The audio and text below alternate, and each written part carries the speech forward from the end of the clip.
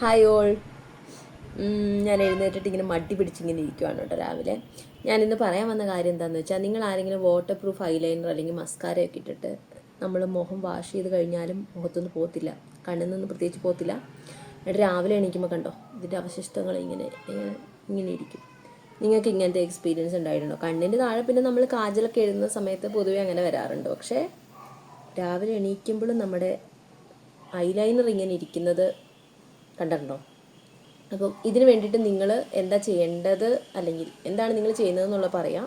ശരിക്കും പറഞ്ഞാൽ ഇതിന് നമ്മൾ നമ്മുടെ മേക്കപ്പ് റിമൂവർ വെച്ചിട്ട് നമ്മളിങ്ങനത്തെ വാട്ടർ പ്രൂഫ് സാധനങ്ങൾ യൂസ് ചെയ്യുമ്പോൾ നമ്മൾ ശരിക്കും മേക്കപ്പ് റിമൂവർ വെച്ചിട്ട് നമ്മൾ നല്ല രീതിക്ക് ഒരു കോട്ടണിലെടുത്തിട്ട് നല്ല രീതിയിൽ വൈപ്പ് ചെയ്ത് അത് ക്ലീൻ ചെയ്തിട്ട് വേണം കിടന്നുറങ്ങാൻ വേണ്ടിയിട്ട്.